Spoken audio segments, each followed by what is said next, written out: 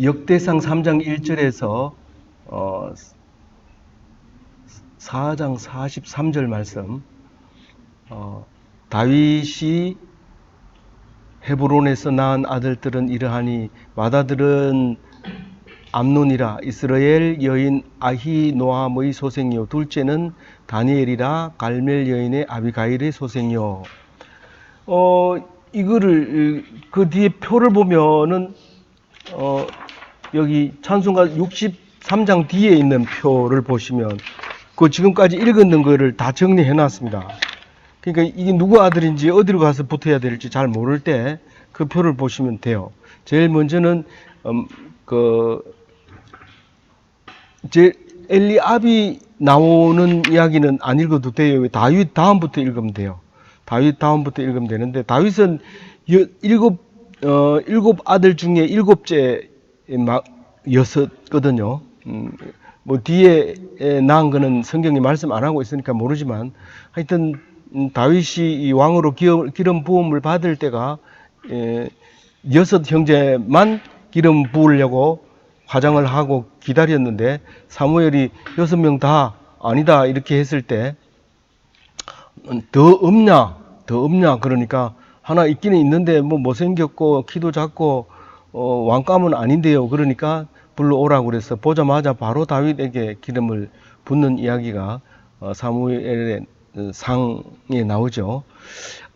그 다윗이 다윗이 아들을 몇 명을 낳느냐 하면 19명을 낳게 됩니다. 그 중에서 이제 10번째 아들이 솔로몬입니다. 그 유명한 지혜로운 왕 솔로몬이죠. 교과서에도 나오는 애기가 전부 자기 애기라고 할 때 솔로몬이 지혜를 동원해서 반을 잘라서 나누어 줘라 그렇게 했을 때 진짜 엄마를 찾아낼 수 있었던 그 지혜로운 솔로몬 왕이 10번째 아들인데, 여기서는 10번째 아들인데 그게 이제 왕위를 이어서 쭉 내려옵니다. 왜 이스라엘 왕 얘기를 해야 돼요? 우리가 예수님이 다윗 솔로몬으로부터 쭉 내려온 다윗의 후손으로 예수님이 오셨기 때문에 그 얘기를 합니다. 이 글이 쓰여진 건 역대상하를 쓴 것은 누가 썼느냐 하면 역대상하 다음에 에스라서라는 성경이 있는데 에스라가 쓴 겁니다. 역대하는 바벨론 포로에 갔다 와가지고 그때 바벨론 포로에 갔다 오니까 이스라엘은 다시 북이스라엘은 소집하기가 어려워졌고 남유다는 하나님을 찾아야 되겠다 그렇게 생각을 하고 남유다에 흩어져 사는 사람들을 전부 불러 모아서 이제 족보를 만드는 것이 이제 역대기가 되는 거죠. 그래서 이제 에스라가 역대상하를 쓰고 에스라서를 쓰게 됩니다. 그런데 그때 이제 정리를 쭉 한데 그 창세기, 출애굽기 이런 책들을 다 모아가지고 그것을 이제 유대의 입장에서 유다의 입장에서 이제 써가지요. 그래서 그게 발달이 돼서 이제 유대교가 되고 유대인이 되고 그 속에서 유대인으로 오신 예수님 때문에 우리는 그리스도인이 되고 우리는 그리스도인이 되었기 때문에 이스라엘의 역사를 공부해야 되고 유다의 역사를 공부해야 됩니다. 그때 쓰여진 것인데 그때는 예수님이 태어날지도 모르잖아요. 그런데 이 기록을 해놨는데 예수님이 딱 오셔서 이 성경은 나를 쓴 것이다. 그렇게 하면서 십자가에 돌아가심으로써 명실공히 다윗의 후손으로서 우리의 구원자가 되셨다고 하는 것입니다. 오늘 1절 보면은 아들들이 이 솔로몬이 나기 전에 있었던 아들들 6명을 이야기합니다. 사실 다른 성경에서는 7번째 솔로몬으로 기록하고 있는데 여기서는 지금 10번째 솔로몬으로 기억하고 있습니다. 그러니까 밧세바가 낳은 첫 번째 아들이 솔로몬인데 왜 그랬는지는 더 묵상을 해야 돼요.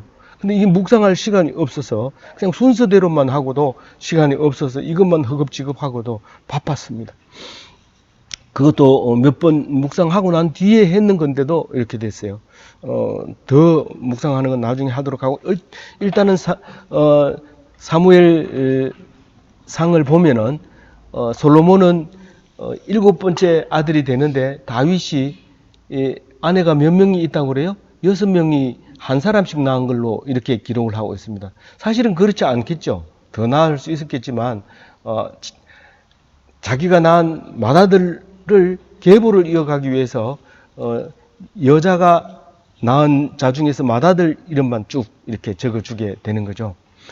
그렇게 해서 아히노함이 암논을 낳고, 아비가일이 다니엘을 낳고, 압살롬을 마아가가 낳고, 이렇게 해서 쭉 내려오게 되는데, 앞에 수식어가 붙으니까 우리는 그만 어디에 붙어야 될지 헷갈리게 되죠. 그래서 이 뼈대부터 보고 나서 그 다음에 아히노합은 누군지, 아비가일은 누군지 이렇게 거꾸로 공부하고 여러 번 공부하고 그래야 되죠.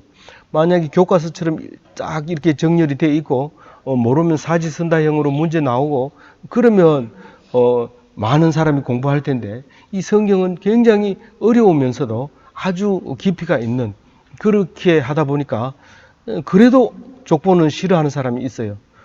교회 다닌 지 오래됐는데도 마태복음부터 읽다가 그만 실족하고 안 읽게 되는 수가 있는데, 마태복음 첫 장을 넘기자마자 족보가 나오는데 거기에 이제 다윗, 솔로몬 이게 다 나와요, 이름이. 그런데 이 역대기에서 벌써 이미 나왔던 얘기를 다시 한번 써주는데, 거기에는 솔로몬은 자식이 없는 것처럼 기록을 해놔요. 르호보암 하나만 있는 걸로 기록해요. 사실은 부인이 1000명이 넘어요. 1000명이 넘는데 솔로몬은 아들이 르호보암 하나밖에 없어요. 기록하면 머리 아프니까 이 백성들을 위해서 안 적었는지도 몰라요. 어쨌든 르호보암 하나만 있고 그 뒤에 왕들도 다 이름을 한 번씩만 써요. 형제들에 대해서는 기록하지 않습니다. 그래서 쭉 내려오면 15번째 요시아가 나와요. 요시아가 나오는데, 요시아는 마지막 왕이에요. 요즘 아마겟돈 전쟁에서 영화로 나오는데, 아마겟돈 전쟁에서 이제 죽게 되는 게 요시아입니다. 사실 요시아가 죽음으로써 이스라엘은 이제 끝나게 되는 겁니다. 이스라엘은 끝나게 되는데, 요시아 다음으로 여호야김이고 여고냐고 버다냐고 스룹바벨이고 이랬는데, 그 마태복음의 역사에 보면 그 하얀색으로 된 사람은 이름이 없어요. 아하시아와 요아스와 아마샤와 여호야김, 이 네 사람은 이름에서 빼버렸어요. 예수님 족보에서. 왜 뺐는지 그거는 우리가 알 수 없어요. 열심히 묵상하면 알 수 있겠지만 지금 우리 실력으로는 아직 몰라요. 그래서 거기 보면 또 사실은 요것만 왕이었느냐, 그건 아니거든요. 아시아의 어머니 아달랴라고 하는 여자가 잠시 왕을 합니다. 6년 동안 이제 왕을 하는데, 그 손자를 숨겨놨다가, 요아스를 숨겨놨다가 이제 나이가 되니까 왕으로 이렇게 해서 그 할머니가 되죠. 할머니가 이제 죽임을 당하는, 아달랴가 죽임을 당하는 이야기가 있는데, 그거는 이 명단에 당연히 없게 되겠죠. 그리고 3개월 통치했는 왕들, 여호아하스도 안 나오고, 이 밑에 살룸이라고 하는 여호아하스 이름하고, 또 시드기야 마지막 왕도 안 나옵니다. 그거는 예수님 족보하고 관계가 없기 때문에 안 나와요. 이때 당시에는 몰랐지만 바벨론 갔다가 돌아올 때 스룹바벨이 돌아오면서, 스룹바벨은 여고냐라고 하는 여호야김의 손자였고, 그 위에 할아버지가 여호야김이었고, 그랬기 때문에 스룹바벨이 이스라엘에서는, 유다에서는 굉장히 중요한 사람이죠. 여기서 이제 이야기는 끝납니다. 끝나고 400년 동안 시간이 흘렀다가 예수님이 세상에 와서 스룹바벨의 후손으로 족보가 정리되는 것을 우리가 볼 수 있습니다.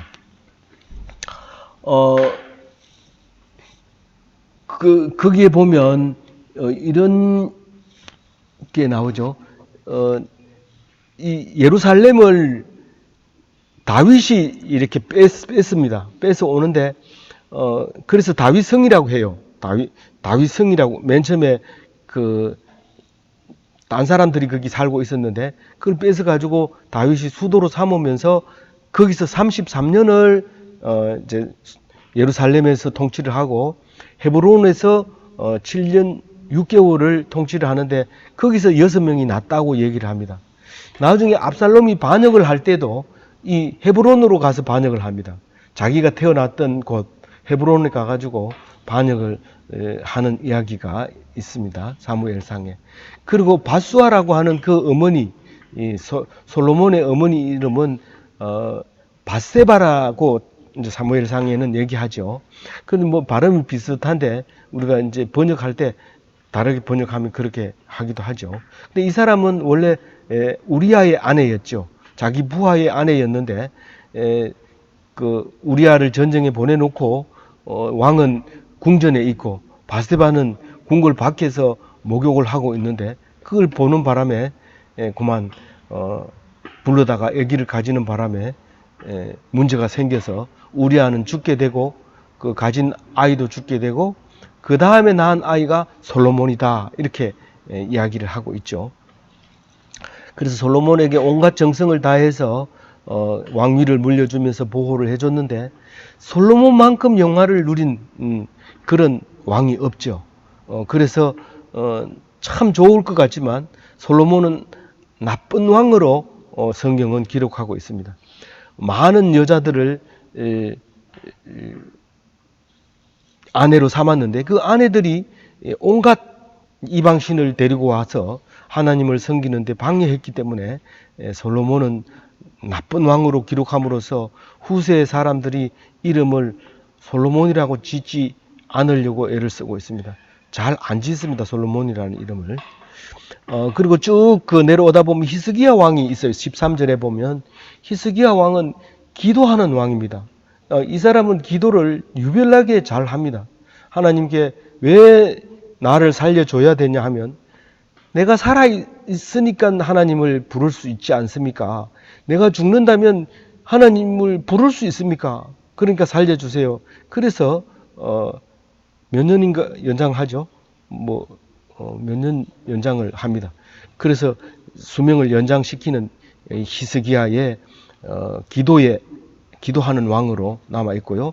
아까 얘기한 대로 15절에 있는 요시야 왕은 사실상 마지막 왕이에요. 그 아들들은 전부 바벨론 아수르에 의해서 고난을 받고 왕으로서의 역할을 잘 못하는 그런 환란의 시간을 거치게 되는데 그 요시야가 그만 필요 없는 이집트의 전쟁, 이집트와 아수르와의 전쟁 사이에서 그만 날아오는 유탄을 맞고 죽게 되는 일이 생깁니다. 그리고 이제 여호야김의 아들이 이제 그 여고냐가 있었는데 여고냐는 이름이 고니아라고도 하고 여고니아라고도 하고 16절을 읽고 있습니다. 여고니아라고도 하고 여호야김이라고도 해요. 근데 성경마다 다르게 이름을 부르기 때문에 그런데 이름이 여러 가지가 있는데 이 사람이 3개월째 바벨론의 느부갓네살 왕이 옵니다. 너희들이 항복을 안 한단 말이가? 그러면서 이제 찾아오게 되는 역사가 일어나게 되는데요. 그때 어머니를 모시고 바로 바벨론 왕을 맞이하러 갑니다. 그러니까 순순히 왕을 내준 거죠. 자리를 내줌으로써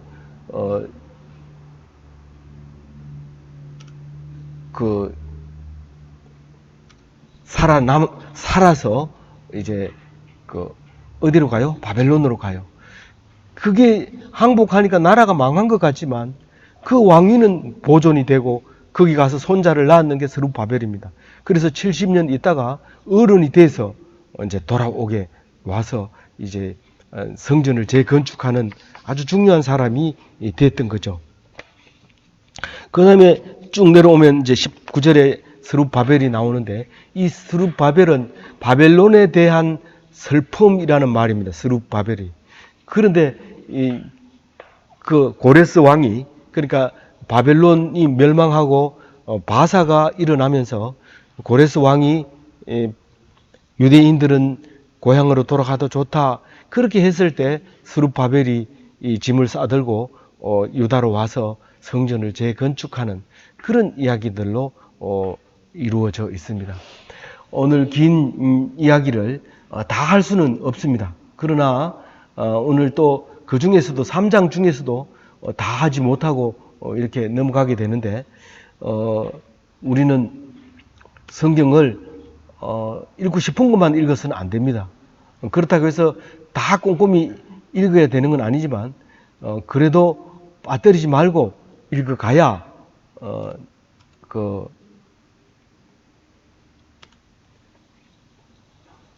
어느 성경을 읽어도 하나님께서 은혜를 준다, 그렇게 생각하고 그 성경을 쓰는 사람이 있는데 그 사람들은 하나도 안 빠지게 그대로 쓰지요. 그렇게 씁니다. 그러니까 그렇게 하면서 은혜를 받게 되는 거죠. 그리고 그 24절에 조금 어려운 부분이 있는데, 제일 마지막에 보면 아나니 7사람이더라 이랬는데, 이게 다른 이제 킹 제임스 버전 같은 데 보면 아나니니 7사람이더라 이렇게 해놨거든요. 그러니까 사람 이름이 아나니예요. 아나니인데 제가 아나인 것처럼 썼는데 아나니라고 이렇게 보시면 되겠습니다. 4장은 뭐 각자 공부하는 수밖에 없어요. 그렇게 해서 오늘 이렇게 묵상을 하도록 하겠습니다. 아무쪼록 우리가 짧은 인생을 삽니다. 아무리 잘 살아도 여기에 이름 한 줄밖에 안 나옵니다. 그것도 장자만 나오지 이 뒤에 사람들은 아예 나오지를 않습니다. 우리 인생은 아무리 잘 살아도 그렇습니다. 보통은 이 성경, 이렇게 두꺼운 성경 속에도 이름조차도 안 올라가지만, 올라간다 하더라도 한 줄밖에 안 나오지만, 그러나 이 말씀은 언제 거라고요? 3,000년 됐어요. 3,000년 됐는 이것을 우리는 금방 썼는 것처럼 읽게 됩니다. 그래서 말씀은 영원합니다. 그래서 우리는 영원하다 하는 것은 우리가 말씀으로 살고 예수님이 말씀으로 오신 것처럼 그렇게 하면 죽지 않고 영원히 산다는 것입니다. 자식에게도 이 말씀을 전해주고, 그래서 영원한 말씀은 우리의 영혼과도 함께한다, 그런 생각으로 꼭 말씀을 빠뜨리지 말고, 아무리 잘해도 소용없습니다. 근데 하나님 말씀을 들으면 그게 최고의 영광이라는 것을 알게 될 텐데, 그래서 다 기독교인이, 행복한 기독교인이 다 되시길 바랍니다.